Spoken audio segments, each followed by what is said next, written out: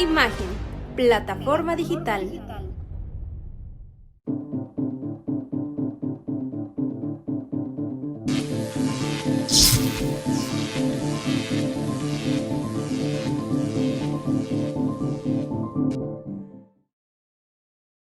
Muy buena noche, amable audiencia, un gusto nuevamente después de un periodo de vacaciones obligadas, pero muy divertidas. Estamos nuevamente como cada lunes con este programa Coyuntura MX, esta colaboración que hace Imagen con y se me quedó la MESIP, eso es lo malo de las vacaciones, que se queda uno atorado con la MESIP, con la intención de llevarle a usted en materia de análisis, temas que están en boga, lo que sucede en Tlaxcala, para que usted tenga un contexto un poco más amplio en voz de la academia.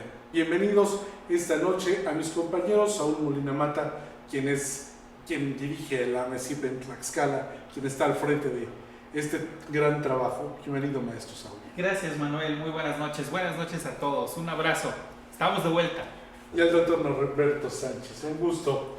Igualmente un gusto y esperamos sus reflexiones, sus comentarios. Acuérdense de la objetividad. En este tema de reforma electoral ahorita creo que es importante, es de coyuntura, pero sobre todo tiene que ser trascendente para la ciudadanía. Sobre todo porque es un tema que inquieta a muchos, a los tlaxcaltecas, que tenemos una gran participación. Y eso es algo que hay que destacar, que nos pone en un muy buen lugar dentro de la actividad política en la República Mexicana, tan necesaria como hemos platicado tantas veces. Y bueno, que ahora vamos a hablar de esta reforma que presenta el presidente Andrés Manuel López Obrador el pasado 28 de abril y que, bueno, ha causado, como todas las reformas últimas, una gran polémica, pero analizar desde el punto de vista de la academia. Antes de entrar al aire, hablábamos de los puntos completos que el maestro Saúl nos va a hablar, pero bueno, de los que más destacan es que el presidente Andrés Manuel López Obrador necesita demócratas, gente honesta, íntegra en el INEC, porque ahora va a ser Instituto Nacional Electoral y Consultas, y un tribunal honesto, ¿no? Plantea la reducción de los consejeros de 7 a 11 consejeros, la desaparición de los OPLES, eliminar el financiamiento de partidos políticos en actividades ordinarias, y con todas estas actividades pretende hacer un ahorro de 20,000 millones de pesos, porque justificaban que del 2013 al 2018 había un incremento del 400% en los gastos electorales. Bueno, y al Instituto Nacional Electoral. Y pues, le vamos a pedir al maestro Saúl que nos hable de estos 10 puntos que debemos de poner atención en este análisis y próximo proceso para llevar al pleno esta reforma electoral. Así es, pues gracias Manuel, un gusto saludarte nuevamente, estamos en el programa. Amigo Norberto, gracias por tu decidida participación y además comprometida con Imagen Plataforma Digital, por supuesto, pero también con la Asociación Mexicana de Ciencias Políticas aquí en Tlaxcala. Y bien, creo que es responsable advertir que pues los puntos de vista que se comentan en este programa, pues tratamos de hacerlo de la manera más objetiva, como acertadamente lo dice Manuel, desde la academia, y bueno, aludiendo precisamente a ese derecho al que tanto alude nuestro presidente Andrés Manuel López Obrador, que es precisamente el derecho de la libertad de expresión. Y en este mismo sentido, pues no todos aquellos que pensamos diferente podemos ser considerados como traidores a la patria o algo así, ¿no? A propósito lo comento porque fue una de las principales características con las que se tildó a todos aquellos diputados que en la pasada reforma eléctrica no coincidieron con esa iniciativa y que votaron en un sentido distinto, ¿no? Y creo que bueno, el Código Penal y los códigos penales son muy claros en lo que implica ser precisamente traidor a la patria. Lo comento como antecedente porque creo que es importante que podamos comentar esta situación, sí, con mucha objetividad, pero también con mucha responsabilidad. En ese sentido, bueno, pues los 10 puntos se van a ir platicando a lo largo del programa, pero creo que uno de los que más revuelo ha causado y más polémica ha generado es precisamente el que tú acabas de comentar en torno, por ejemplo, a que derivado del pasado, de los comentarios que se hicieron en el pasado proceso de revocación de mandato, apuntábamos en este mismo programa que derivado de los resultados que se fueran a dar, seguramente la iba a tomar contra el instituto en una situación que ya está vista, que ya está dada desde hace muchos pues años, inclusive meses, ¿no? Entonces, pues no se hizo esperar la propuesta, la iniciativa de propuesta de reforma, perdón, la iniciativa de reforma electoral fue enviada precisamente al Congreso, si no estoy mal fue el 28 de abril, y creo que uno de los puntos que se ha comentado más es precisamente la transformación del Instituto Nacional Electoral. Ya lo comentábamos en esa época, seguramente va a arremeter en contra del INE porque no vigiló, porque no hizo bien su trabajo, porque pretextos no iban a faltar. Bueno, lo estamos viendo, ¿no? Fue uno de los primeros puntos que se tocaron. Y creo que la parte importante que vale la pena señalar en este sentido es precisamente la forma en la que pretende que se elijan los consejeros que tú apuntabas al inicio de este programa en aras de esa austeridad republicana, de ese ahorro económico. Y es en lo primero que yo quisiera reflexionar. ¿Por qué? Bueno, porque efectivamente él propone que los consejeros sean postulados por los poderes de la Unión, ¿no? Pero además que se elijan de forma popular, a través del voto popular. Estos ejercicios de participación ciudadana son, por supuesto, que muy positivos. Para nada yo cuestiono este tipo de ejercicios. El problema aquí es que siento que el argumento entonces no tiene que ser propiamente el ahorro presupuestal, porque probado está que este tipo de ejercicios que se someten a una consulta cuestan muchos miles de millones de pesos. Entonces, por un lado, le sacrificas a los partidos cierta cantidad en torno a los tiempos que no son de procesos electorales, cuando no hay campañas político-electorales, Y por el otro lado vas a hacer consultas metiéndole una cantidad importante para este tipo de procesos. Entonces ahí es donde noto la inconsistencia de la propuesta, ¿no? Y en esta de entrada en esta primera participación me gustaría dejarle ahí, porque lo mismo pasaría entonces con los magistrados electorales a propósito del tribunal, ¿no? Por supuesto. Entonces, pues imagínate, si son dos consultas distintas, en este proceso de transformación del Instituto Nacional de Elecciones y de Consultas, entonces estamos hablando que para la elección de estos servidores públicos, Sí. Estamos hablando de una cantidad impresionantemente importante, impresionantemente importante. Maestro Norberto, ¿qué tan importantes son tener suficientes consejeros y la presencia de los sopes? En algunos programas anteriores, y cuando tú aún, porque hay que recordar Sí. que fuiste consejero en el Instituto Tlaxcalteca de Elecciones en el periodo pasado, hablábamos de que los soples juegan un papel muy importante dentro de estas células de hacer participación en la democracia, de vigilar y de hacer que funcione este proceso, los procesos democráticos.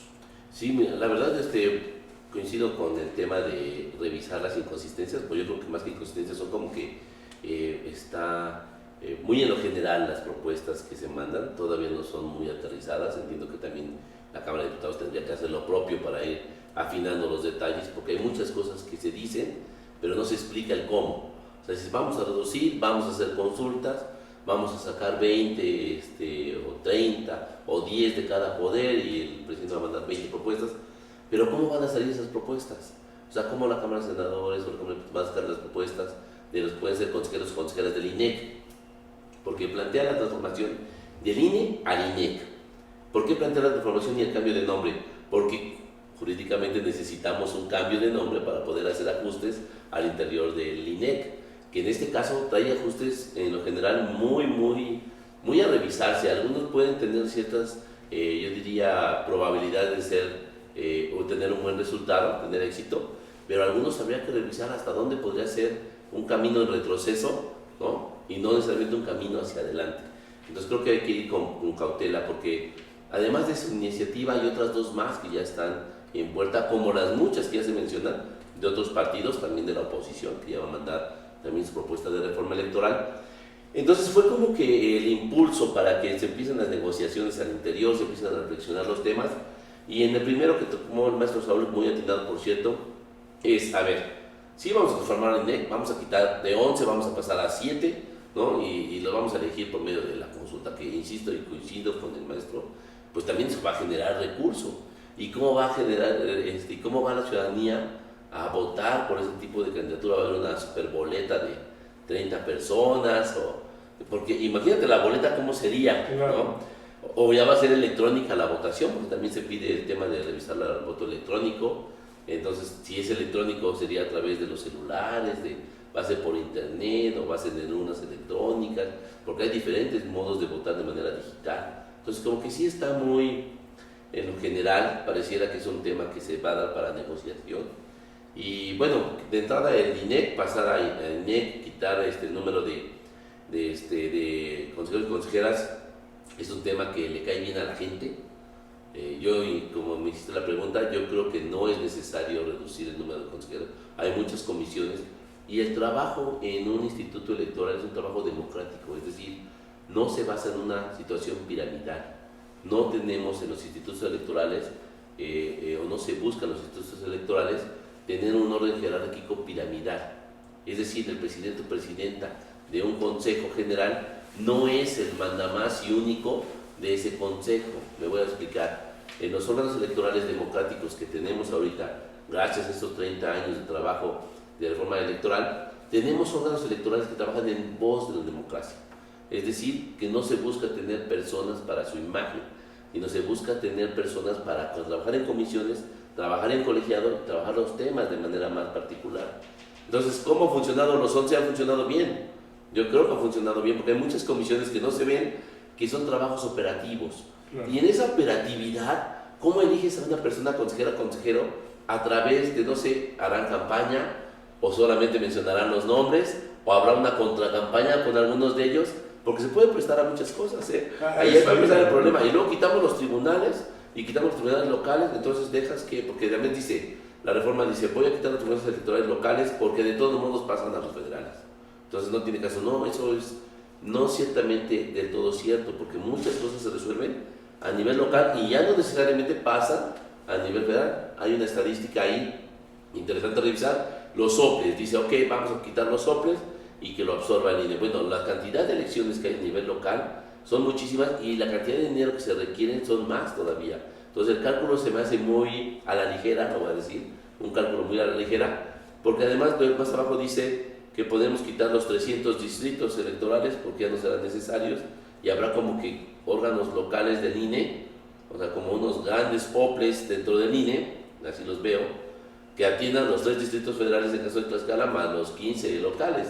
Entonces sería como que conjuntar una especie de simulación de funcionar el consejo local actualmente del INE con el OPLE. Entonces harías como una fusión ahí y tendrías un órgano que además quitarías entonces los órganos distritales, porque insisto, la propuesta sigue teniendo inconsistencias o falta de alcances para entender esa situación. Y bueno, de ahí yo la verdad de antemano les digo, quitar los OPEs hay que revisarlo, ya se intentó en la reforma pasada, se intentó, hubo mesas de diálogo, foros. Sergio Gutiérrez Luna, el que encabezaba Morena, que también ha encabezado la Cámara de Diputados, es uno de los que está moviendo el tema al interior de la Cámara de Diputados para poder buscar esas negociaciones que no se dieron en la reforma energética.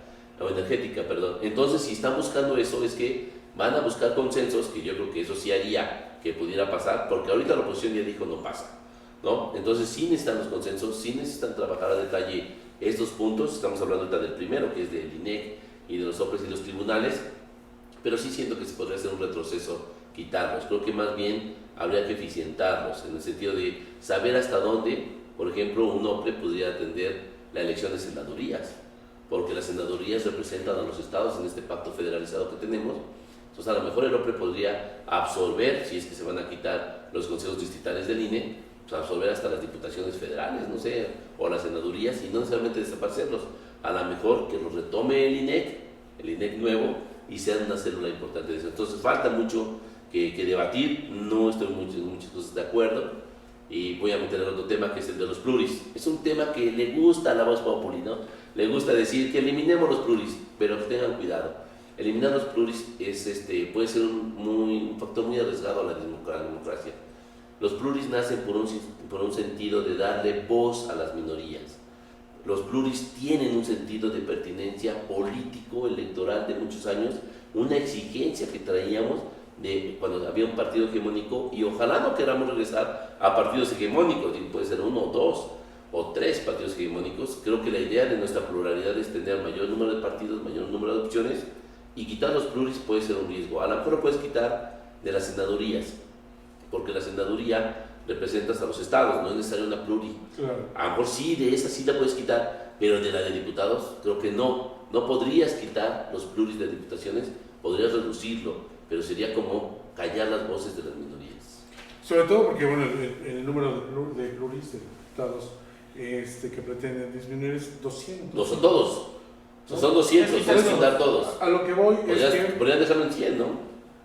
A lo que voy es que si ellos quitan 200, probablemente sus reformas sí pasen, porque estamos hablando que es el número exactamente, bueno, no exacto, sí, pero es el número el que genera la diferencia en la pasada reforma, y que es lo que no le permite pasar, ¿no? Entonces, si los retiran, tienen posibilidad de que al reducirse la Cámara, las reformas en consenso de partidos, que se supone no debería de ser, ¿no? Porque están representando no partidos, sino a los ciudadanos, se puedan tener mayor avance, en el sentido de que pues, no tendrían tanto contrapesos, ¿así? Claro, yo quisiera retomar parte de lo que dice el doctor Norberto, porque efectivamente, en torno al comentario introductorio que yo señalaba o que yo apuntaba, el hecho de volver a centralizar, volver a concentrar el árbitro electoral sí es retroceder, o sea, yo lo miro como retroceder a los 80s, ¿no? Por un lado. Por el otro, eso por supuesto permitiría tener una mayor sujeción del órgano, que los órganos de alguna manera, lo voy a decir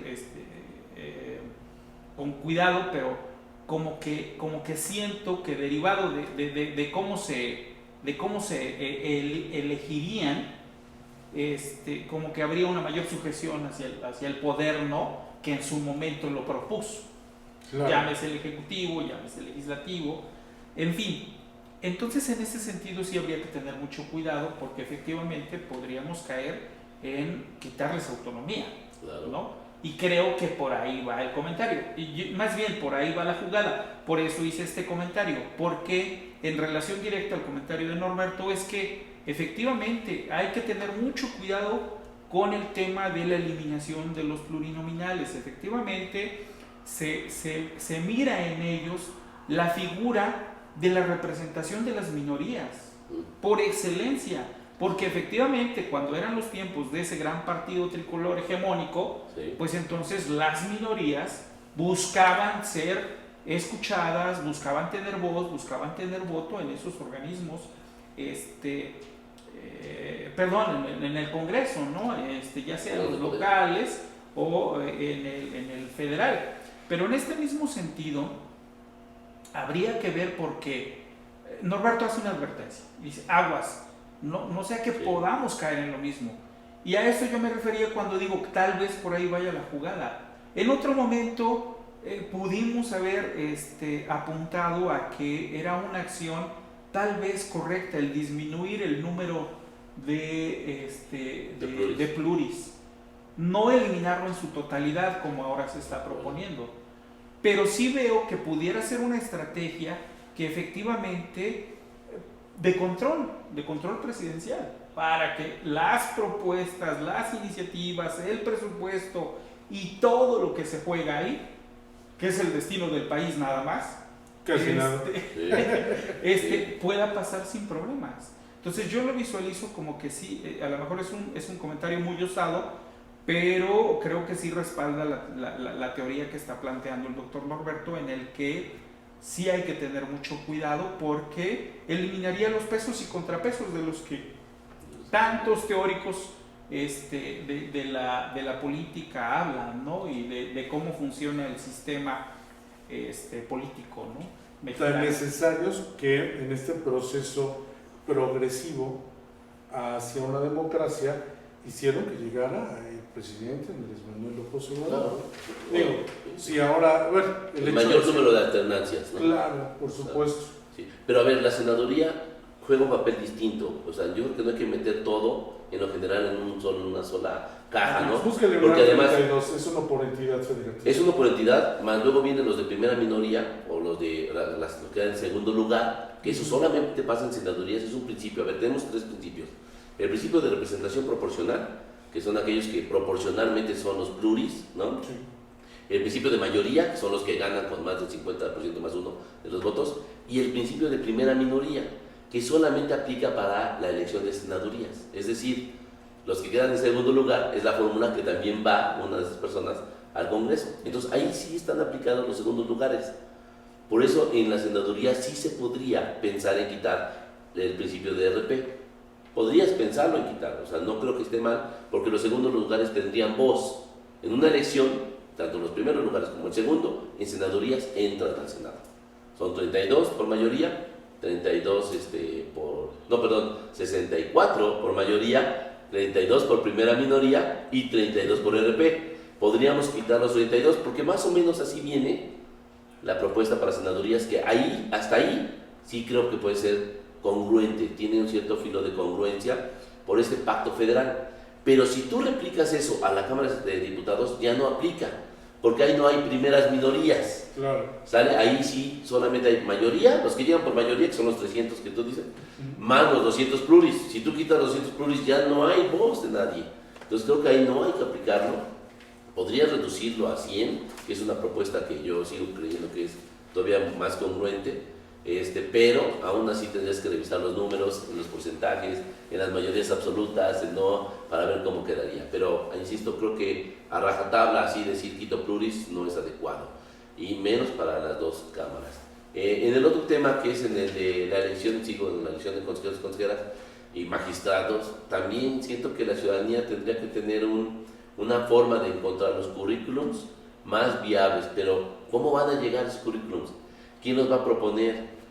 Y en esa propuesta es donde caemos otra vez en el tema de que hay peso de las personas que están en el poder para decir quién va a entrar a la jugada. Claro. Y entonces pueden traer cierta tendencia a tener un color o a representar a alguien, que es lo que hay que quitar. Hay varias formas de elegir consejeros como hay en otros países, y creo que una puede ser hasta el azar, o sea, decir, hagan sus exámenes como lo venían haciendo, que salgan si quieren los 20 de senaduría, los 20 de la presidencia, los 20 diputados, y que se haga un sorteo para ver cómo sale, o sea, que no dependa de nadie, de los votos de nadie, sino de una suerte de que a partir del currículum, del examen de conocimientos en Ceneval y el examen de conocimientos en lo electoral, pudieran sacar las mejores propuestas, que sean las instituciones las que lo saquen. Estoy hablando de Ceneval, de la UNAM, bueno, porque no quiere mucho a la UNAM, pero podría ser otra universidad, ¿no? Son peligrosos para el sistema, pero yo creo que al final tendría que buscar instituciones que sacaran a las mejores cartas para ser consejeros y consejeras, y que no vengan con una luz de un color o de cualquier color, cualquier persona. Creo que al final hay que evitar eso. Hoy la ventaja que tenemos en los hombres es que venimos o vienen con una elección más imparcial que ayuda para la toma de decisiones. Y quitar los hombres, la verdad es que pues suena solamente a un tema Vox Populi, ¿no? Un tema que se escucha. La realidad es que hay dos formas de financiamiento para los partidos políticos, la federal y la local. A nivel federal reciben un financiamiento ordinario cuando no hay elecciones y un financiamiento para campañas cuando hay elecciones a nivel federal. Pero a nivel local les pasa lo mismo a los que tienen registro local y registro nacional. Entonces reciben por dos lados, por el Estado y por lo federal. Ahí es donde sí está el gasto excesivo. Habría que revisar. La propuesta no está tan mal, la de los partidos, fíjense. Los partidos dicen, a ver, vamos a dejar que los partidos, pues ya no les vamos a pagar su edificio ni su carga administrativa. Les quitamos el gasto ordinario y solamente les damos dinero cuando sean elecciones. Y en el ordinario, pues que vivan de sus simpatizantes, sus militantes. No se oye mal, aunque habría que cuidar el tema de fiscalización. Digo, eso pasa en otros países, sí es cierto, ¿eh? También dice lo mismo para el INEC. Dice el INEC, el nuevo INEC, también en periodos ordinarios donde no haya campañas, quítale toda la mitad de plantilla operativa. Y eso tiene ciertos riesgos, porque ahí está la credencial de elector, ahí está la distritación, ahí hay varios temas que podrían jugar o estar en riesgo, ¿no? Claro. Pero dice, quítale la plantilla operativa, un porcentaje al INEC, y ya cuando haya elecciones, ya ahora sí que abran todas las plazas temporales para que trabajen.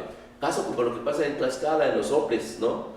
En periodos ordinarios, poca plantilla, vivimos con 20, 50 personas, y en periodo de campañas, 800 o 1000 personas están ahí trabajando. Entonces, trae una idea más o menos en ese sentido, pero yo creo que es riesgoso ver, si quitas a los soples, ¿quién hace la figura de las elecciones locales? Ok, el INEC.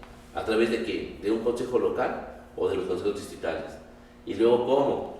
Le vas a tener que vender más gente a esos consejos locales o distritales para que atiendan las elecciones locales.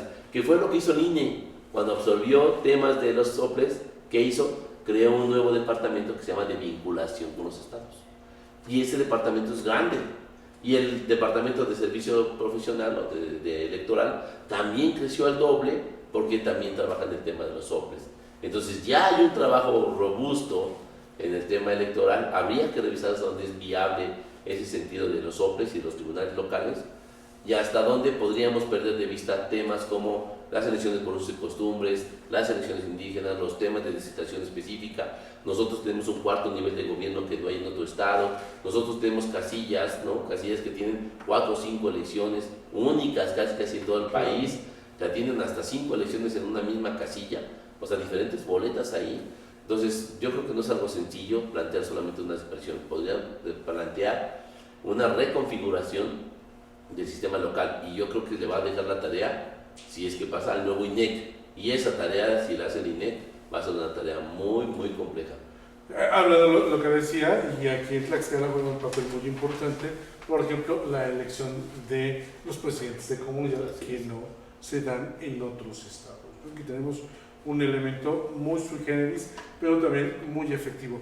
En este análisis que hacemos antes de entrar en la transmisión en vivo, al streaming, comentábamos el análisis que hacemos el equipo Imagen, hablábamos de que parte de lo que le falta ahora al Congreso, a la 4T, es este poder de hacer concertación política. Este proceso de negociación que se veía en otros periodos, obviamente algunos no tan legales, ¿no? Más ahora con el tema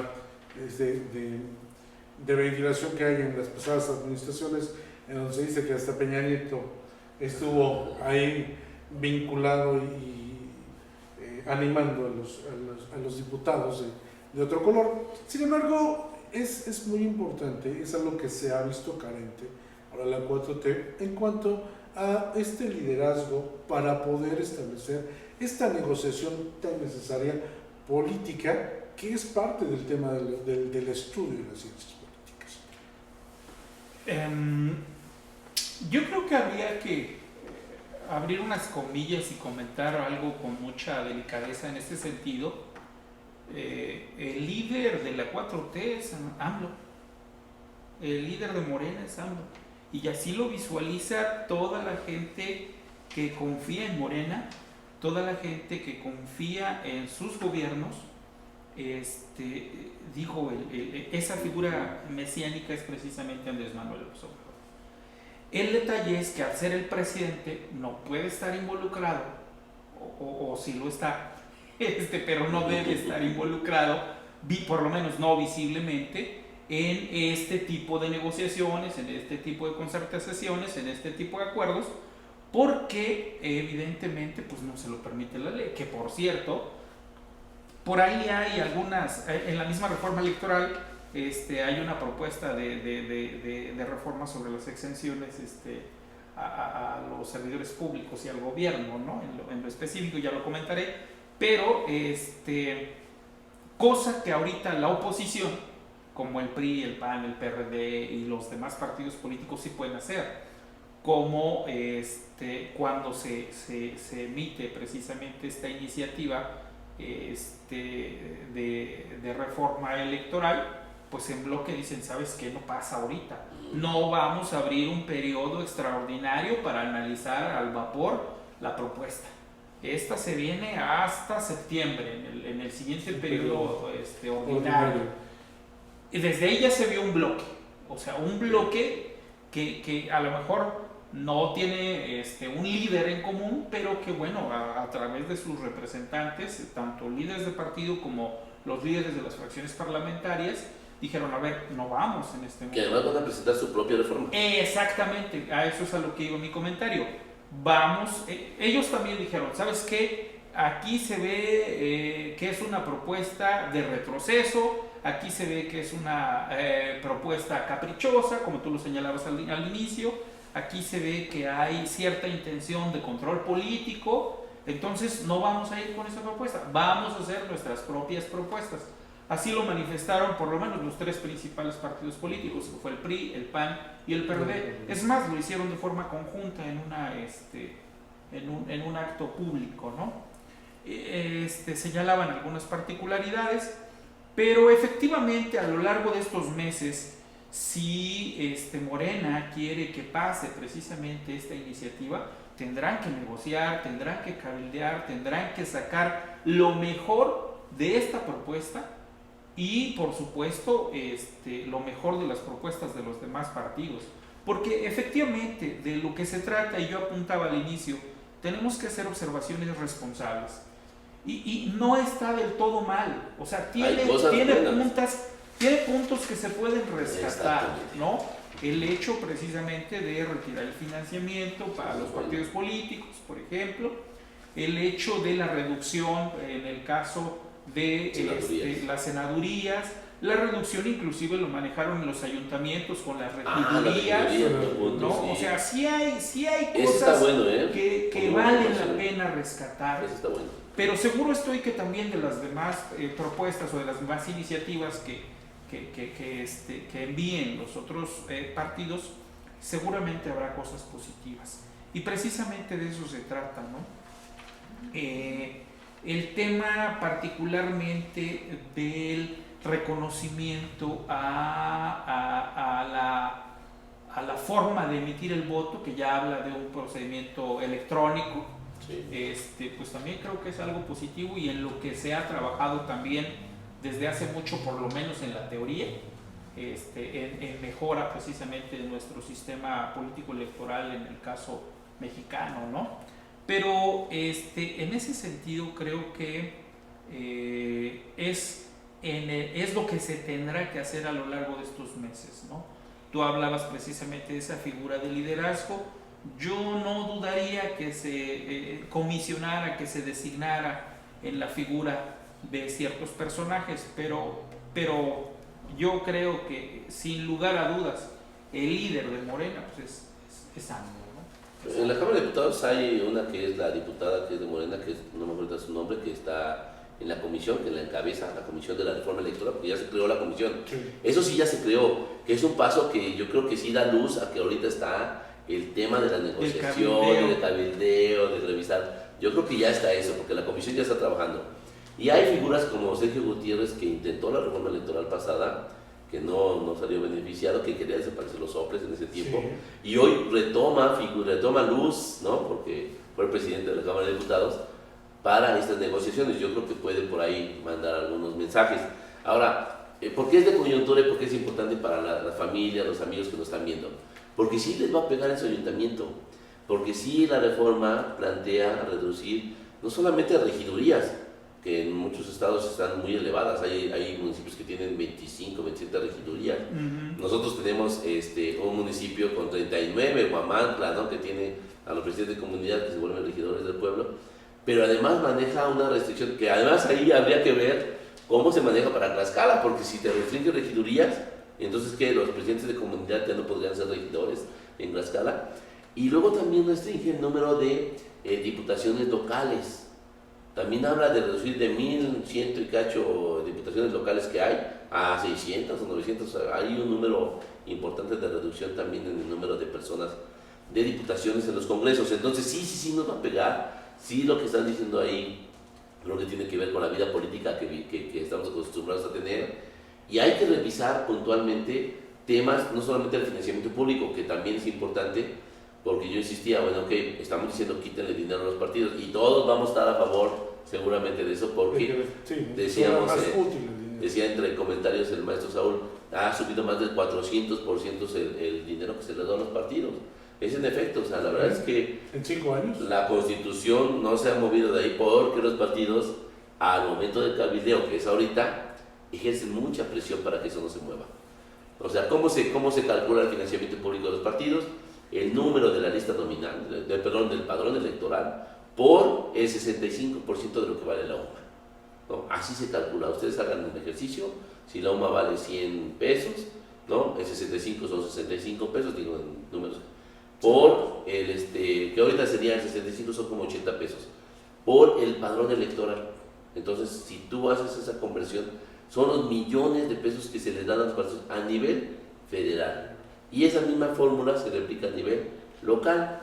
Entonces el dinero que se tienen los partidos, la verdad es que es mucho para financiamiento ordinario, por eso hay mucho trabajo administrativo en los partidos, pero esa reducción se me hace muy importante y creo que la gente sí la arroparía, porque la va a escuchar bien, le va a gustar el tema de reducir el dinero a los partidos políticos, y bueno, el tema de financiamiento para campañas también le va a gustar porque va a seguirse manteniendo, aunque aquí la regla de propiciar que no haya dinero o más dinero del privado dentro de los partidos, o sea, que esté por encima del financiamiento público, puede tener cierto endeble y podemos tener cierto riesgo a que el dinero de las organizaciones o dinero no bien habido pueda entrar a los organismos electorales, cuidadosamente, mejor dicho, a los partidos políticos. Entonces, ¿cómo blindamos con esta reducción del dinero ordinario de los partidos?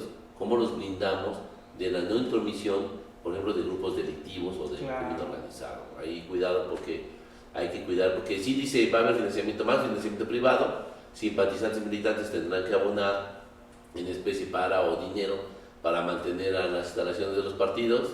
Ajá, y eso cómo cuidamos de que no venga de un lugar que no es el adecuado, ¿no? Sí. Tiene sus riesgos muy Muchos importantes, ¿sí? Y lo que está reflexionando Norberto es algo que pues se transparenta, o sea, es evidente, Sí. porque además vamos a ser objetivos, es algo que ya se está dando, o sea, hay que ser honestos, es algo que ya Sí. se está dando. Y si se va, yo escuchaba algunas reflexiones de ciertos jóvenes estudiantes que decían, por ejemplo, en el tema de la inseguridad, en el tema de la violencia, en el tema de la delincuencia, que la falta de oportunidades, que la falta de empleo, que en fin, es decir, el tema de falta de recurso en esos argumentos es lo que te está llevando a delinquir, ¿no? Bueno, aguas, porque la falta de recurso en este tema que estamos planteando, pues es lo que te va a llevar a delinquir. Sí, claro, por supuesto. No, está tremendísimo, ¿no? Pero además, esta manera de financiamiento o esta manera de obtener recursos genera compromisos que a final del camino van a repercutir con el propio Estado, ¿no? Con el propio gobierno y con la propia vida de la sociedad, ¿no? En todos los sentidos. Jesús Molina pregunta, ¿cómo sabemos? El presidente ha demostrado que la reforma electoral será inevitable y si es indispensable que los partidos de oposición, los movimientos sociales, los ciudadanos se involucren plenamente en este debate, ya que los temas electorales han sido factores muy importantes en nuestro país y en su futuro. Jesús Molina Vázquez. Yo, si quieres, ahí tiene toda la razón del mundo. O sea, creo que el tema de las reformas electorales ha partido de darle prioridad a los partidos políticos en la voz. Yo creo que hay que darle prioridad a la ciudadanía. Voy a poner un ejemplo. La reforma electoral plantea la disminución de minutos en radio y televisión. Dice, vamos a disminuir tiempos para gastar menos, ¿no? Entonces, de 48 minutos diarios, vamos a poner nada más 30. Los 18 que eran los que pagaban como de impuestos, las radiodifusoras o las televisoras, pues se los quitamos, ¿no? Pero entonces van a abrir la puerta para que esos 18 los puedan comprar la ciudadanía. Vas a disminuir los spots, vas a abrirles más comerciales, o lo que necesitamos, que siempre he peleado, es mejor abre espacios de debate, ¿no? Claro. Si reduces 30 minutos, mejor redúcelo a 25, pero esos 18 que te quedan todavía, ponlos obligados para debates en todas las elecciones, ¿no? Entonces obligamos a tener debates, qué es lo que queremos para poder evaluar a quien queremos que sea nuestro candidato o candidata electa, porque yo con un spot no puedo evaluar las capacidades, las aptitudes o los conocimientos de un candidato o candidata. En un spot no. Puedo evaluar el jingle, si canta bonito el niño, si se ve bien la foto, si la imagen es, no sé, me llama la atención, pero no puedo evaluar un proyecto, no puedo evaluar una idea, no puedo evaluar una personalidad que quiero que me represente. Lo que me da el mayor acercamiento es el debate electoral. Hay que propiciar entonces en la reducción que trae, que no nomás escuchen a los partidos, porque a lo mejor ellos ya quieren comprar, porque algunos van a tener dinero para comprar, porque no lo deja claro, dice se reducirá para no gastar, y entonces se entiende que esos 18 minutos se van a poder comprar ahora, entonces porque las radiodifusoras, las televisoras quieren vender, ellos quieren vender ese producto, y esos 18 minutos para ellos serían oro molido, así lo digo, y entonces ahora, ¿dónde queda la ciudadanía? Y tiene razón, o sea, la idea es que nos escuchen a la ciudadanía. ¿Qué requerimos? Yo requiero, no sé, ¿dónde ver los currículums de las 52 personas que voy a tener en las vueltas electorales? Porque no las alcanzo a conocer. Necesito un mecanismo que agilice el que la ciudadanía conozca a esas personas en un debate o en un currículum. Y que eso sí sea para beneficio de nosotros, ¿no? Y no necesariamente pensar en reducir spots públicos para a lo mejor tener algunos privados. Cuidado con ese tema. Yo quiero comentar algo en Adelante, ese maestro, sentido, sí. que creo que puede complementar un poquito la percepción que está planteando tanto nuestro amigo Jesús como el maestro Norberto. Creo que efectivamente, más allá de los espacios en radio y televisión, lo que hace falta son espacios de participación para la propia ciudadanía. En otros países, los parlamentos, los congresos abren los espacios para que los ciudadanos puedan participar de forma directa en torno a ciertos temas de la agenda legislativa, ¿no? De la agenda pública. En el caso particularmente de nuestro país, si bien es cierto si hay iniciativas ciudadanas, porque sí lo hay, Claro. pero también lo es que a quien se privilegia es a los partidos políticos. Así es. ¿Por qué? Bueno, pues porque de donde vienen precisamente los diputados, en este caso, pues es de los partidos políticos, ¿no? Claro. Y una de las situaciones importantes que vale la pena reflexionar, que yo siempre comento con mis estudiantes, es que cuando aquel servidor público llega, llámese de regidor, llámese de presidente, llámese de diputado local, federal o de senador o al escaño al que llegue, debe despolitizar su toma de decisiones, De acuerdo, totalmente. debe despolitizar sus acciones, pero no, desafortunadamente se obedece al temor que yo apuntaba al principio, Sí. cuando lleguen ahora los consejeros, consejeros. imagínate, ¿no? Y los magistrados. Entonces, desafortunadamente ese corazoncito del color que lo lleven lo van a seguir teniendo y está bien, pero sí debieran despolitizar su proceder y su actuar como en el servicio público, ¿no?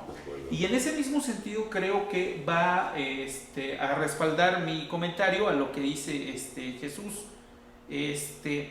Es importante que entonces los movimientos sociales, las manifestaciones, los colectivos se involucren precisamente en esos debates que comentaba Norberto, pero lo importante, no solo que se aperture el espacio, sino que realmente sean escuchados, porque muchas de las veces se escucha, pero como dijera mi madre, que en paz descanse, ¿no? Les entra por un oído y les sale por el otro, ¿no? Entonces es prestar oídos y atención a este tipo de voces que son el sentir social, ¿no?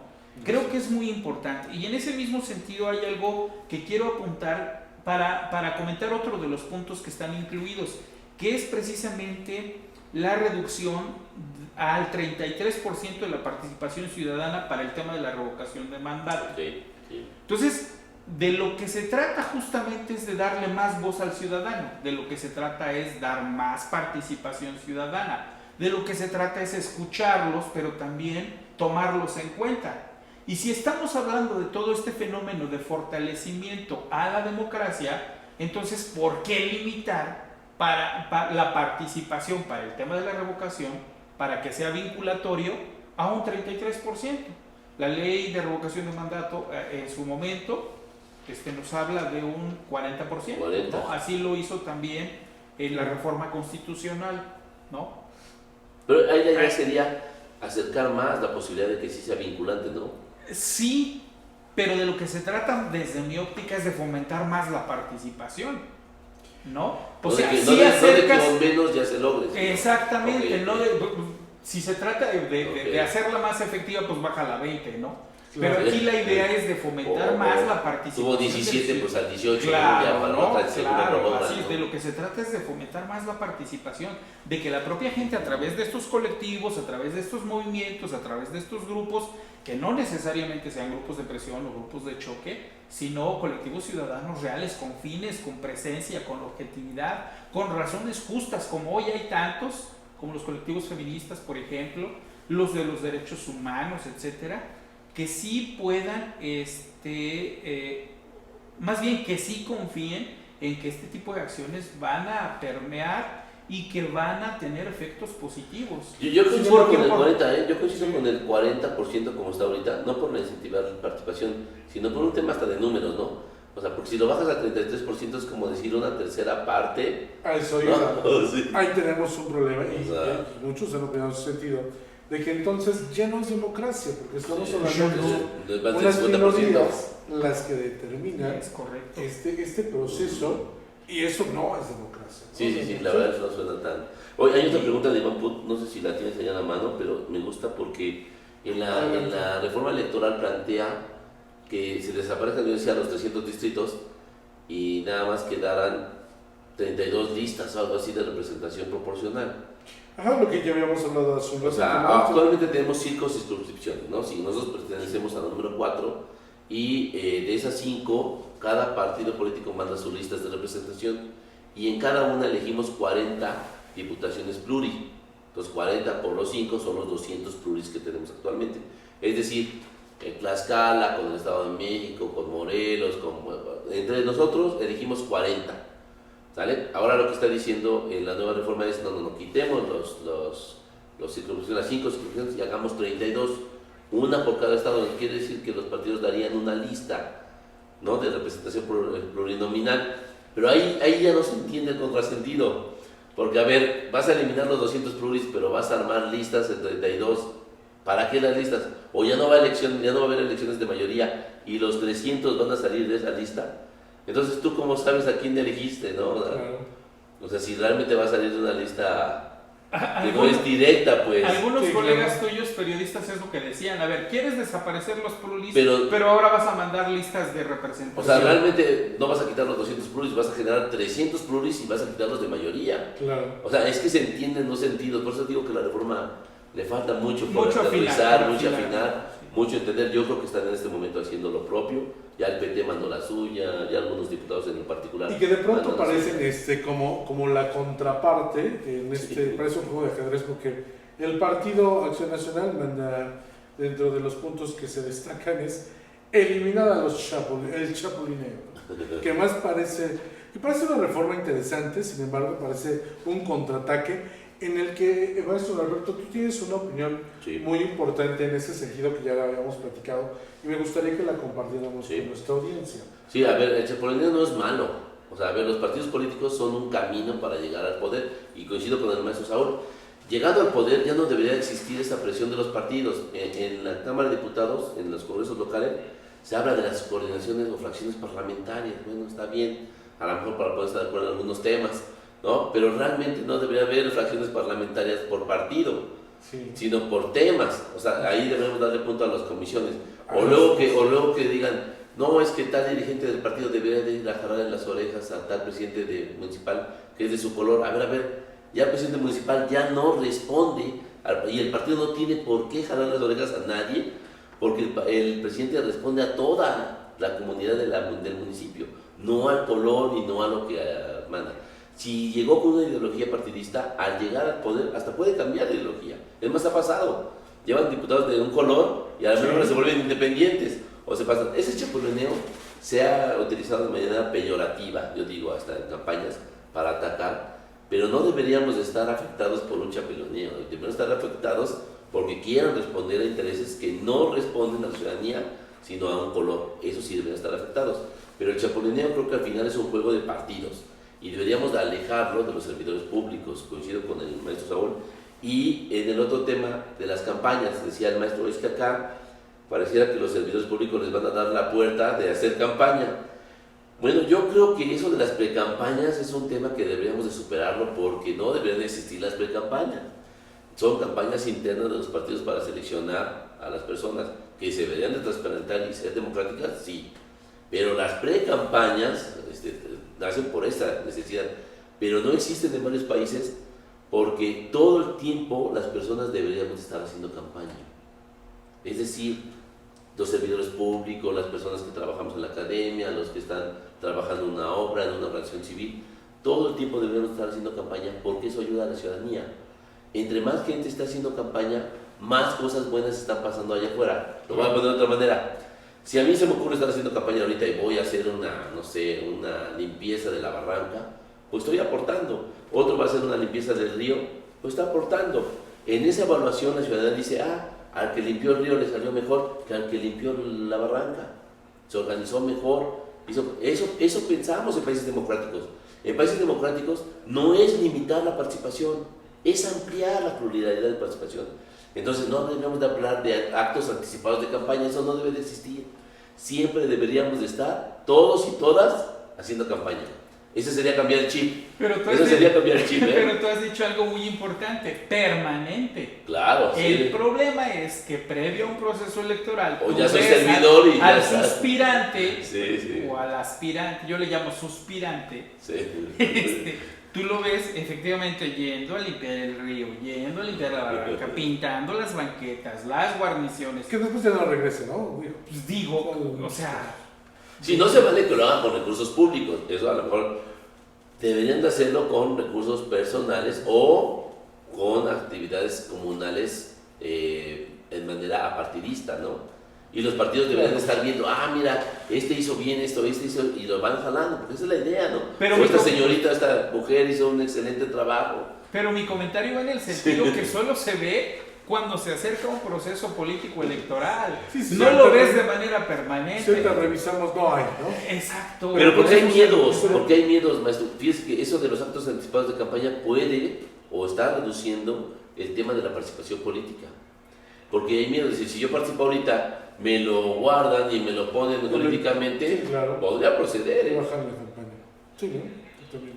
O no sé. Pero, bueno, si limpias la barranca, no le estás invirtiendo lana, Si pintas la guarnición, sí te van a ver, mira. La pintura la acto la anticipado de brocha, campaña, ¿no? Claro, Sí. pero jornadas que no evidencien inversión de recursos. Creo que sí podrías hacerlo si tienes realmente un sentido de deberíamos servicio todos social, estar de haciendo. servicio a la comunidad, de responsabilidad social y Así civil, es. ¿no? Entonces, en ese sentido, creo que hay falta todavía un poquito para Madurez democrática. madurar el tema, ¿no? Y que Pero- forme parte de esta, perdón que te interrumpa, de los puntos a analizar dentro del planteamiento de la reforma. Así es, quitar esos actos anticipados de campaña. Y a propósito, otro de los puntos que no quiero que concluyamos el programa sin mencionarlo, que yo lo comentaba, es el tema de las excepciones constitucionales para la promoción y difusión de la propaganda gubernamental. Ahí se marca que sí se necesita por lo menos difundir las acciones en materia de servicios públicos, en materia de ay, que se me escapó. Obras. Servicios públicos y aquellas que tienen que ver con carácter electoral, ¿no? Pues ya en este sentido, yo no estoy de acuerdo y lo comentábamos ya desde cuando sacaron en el pasado proceso de revocación de mandato, la modificación, ¿no? No se me hace lógico porque si tú como gobierno, más bien como partido en el gobierno o como partido en el poder, pues vas a presumir lo que estás haciendo, claro, ¿no? Como pasó para este pasado proceso, el de revocación con la inauguración del aeropuerto, ¿no? Claro. Entonces, quieras o no, vas a generar cierto tipo de influencias en el elector, ¿no? Vas a influir en la toma de su decisión. Sí. Para bien o para mal, considero que no se me hace adecuado el modificar en ese sentido también. Sí, en periodos de campaña no debería de abrir, creo que yo también coincido totalmente, creo que debe de seguir esa decisión, solamente el tema de educación, protección civil o de seguridad, sí, pero claro. Ya los otros temas de obras y servicios yo creo que también deben estar restringidos en campañas y a lo mejor hasta en periodos ordinarios ya prohibir el tema de la aparición pública de las personas y los nombres. O sea, a ver, los servidores públicos no son reyes, midas, o sea, no son los únicos. A ver, estamos viendo mal la política la estamos viendo unipersonal. Creemos que el presidente municipal o presidenta es el que toma la única decisión. No, a ver, hay un cabildo que tomó las decisiones, no es de una sola persona. Hay regidores y regidoras que se sumaron o no se sumaron a sus planteamientos, y el hecho de que aparezca una sola persona es volvemos a la idolatría, al fanatismo, sí, claro, a crear los cacicazgos, a crear a las personas que, eres el único salvador, diría el maestro de matemáticas, palabra del Mesías. Y yo creo que no, o sea, creo que deberíamos de retomar el tema de toda la difusión de lo que haga un ayuntamiento, una gubernatura, una presidencia, hasta los mismos poderes o las dependencias, debe ser difusión institucional. Es decir, no debe de aparecer ni el nombre ni la figura de ninguna persona, de ningún servidor público. Porque entonces estamos volviendo al tema de que se utilizan los recursos públicos para hacer campaña con sombrero ajeno, claro, o con sombrero democrático del esfuerzo que hacen otras personas, ¿no? Y lo que genera una desventaja entre los participantes, Claro. sobre todo quienes no están Entonces, todos en el hacemos partido del campaña, poder, ¿no? ¿no? Porque además hay algo que vale la pena señalar. Los partidos políticos, como tal, hacen sus spots destacando precisamente las obras que hacen los funcionarios, que en ese momento son servidores públicos, funcionarios Así públicos. es, y no debería ser. Y todavía te dicen, nosotros te enseñamos cómo se gobierna, nosotros sí sabemos hacer buen gobierno. Digo, a final de cuentas es estar lucrando con los recursos públicos. Voy a decir algo que a lo mejor algún día, ojalá nunca me pase, pero los partidos políticos, los que son dirigentes de partidos políticos, salen en spots, ¿no? Sí. Y el partido político se supone que es un ente público que está constituido por varias carteras, secretarías, ¿no? Entonces no debería de salir una persona, sino la imagen institucional. Deberíamos de empezar a fomentar menos el trabajo idolátrico, egocéntrico de las personas, ¿no? Y más el trabajo de las instituciones. Exactamente, claro, en general. O sea, no puedes salir a decir yo soy X color, yo soy X dependencia, yo soy X organismo. Estás volviendo al autoritarismo, al sistema unipersonal, Claro. y no estás volviendo, estás invisibilizando a las personas que están a tu lado en el poder. Eso hay que tener mucho cuidado. Siempre lo he criticado, lo criticaré. Por eso, el Congreso debe trabajar en comisiones y debe salir el anuncio de la comisión hizo tal reforma, y sin nombres, no es necesario. La comisión, ¿no? El tal comité, tal comisión, no es necesario ni los nombres, o que salgan todos los de la comisión.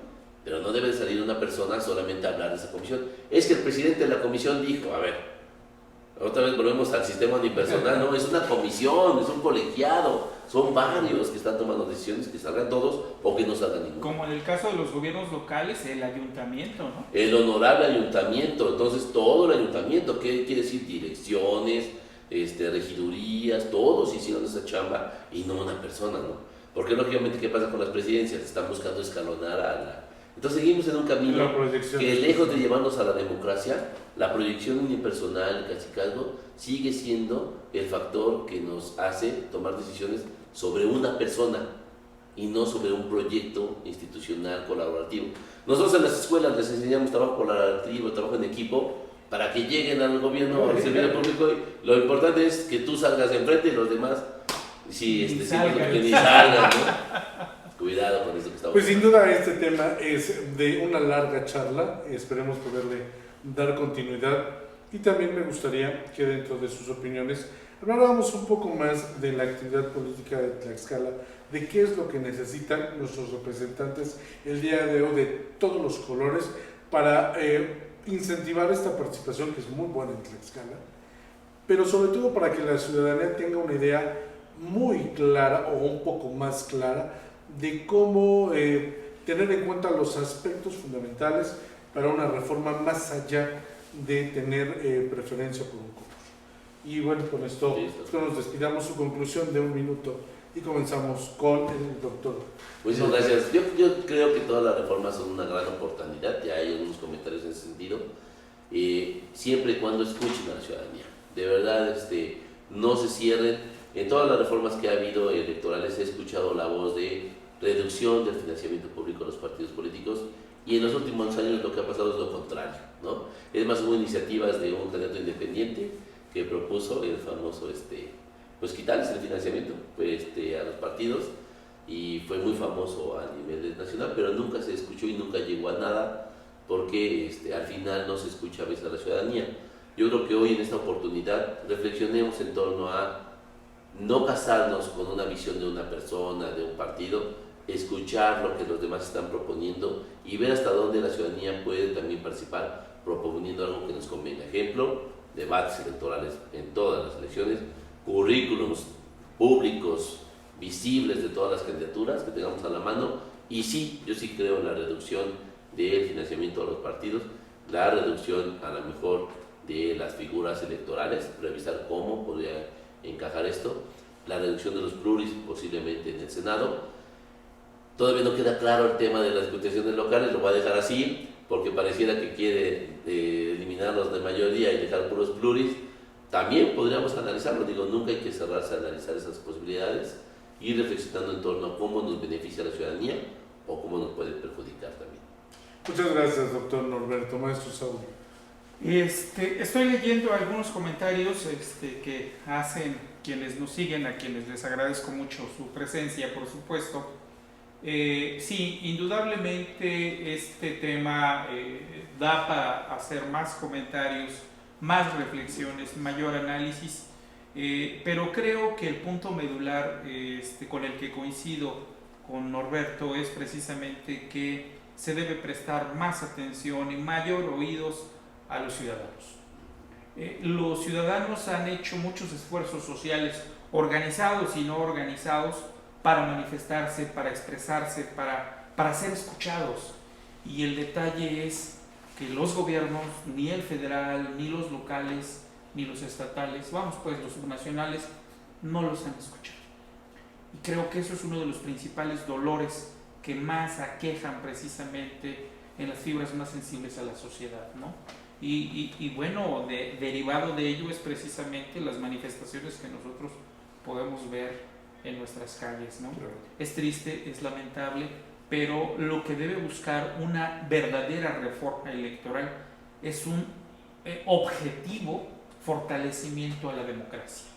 Y con algunos de los puntos que se señalan en esta iniciativa, que es presentada por el presidente, creo que lo que se está haciendo es sacrificar en gran medida los logros, pocos o muchos, que ha obtenido precisamente nuestro sistema democrático en el caso de nuestro país.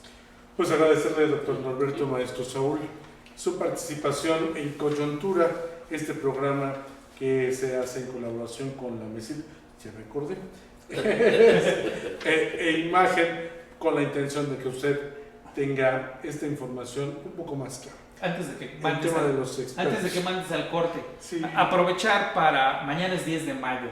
Sí, entonces, por supuesto. Para saludar a todas las mamis de Tlaxcala, por supuesto, a todas las mamis del país y a los que nos siguen en el extranjero, y si también se celebra el 10 de mayo como Día de la Madre, pues un abrazo afectuoso, muy sincero de parte de la Asociación Mexicana de Ciencias Políticas en Tlaxcala, de nuestro programa Coyuntura MX, y pues me imagino que a nombre de Plataforma Imagen Digital también un fuerte abrazo a todas las mamás, felicidades, enhorabuena, que Dios las bendiga. Nos hace mucha falta. Gracias. Y sobre todo pues, también gracias a usted que está atrás de un dispositivo móvil o un equipo de cómputo. Recuerden la información en nuestra página www.imagen plataforma digital, en nuestra plataforma de redes sociales y también en nuestro canal de YouTube. Que tengan muy buena noche. Está usted informado. Nos vemos la próxima semana. Hasta la próxima.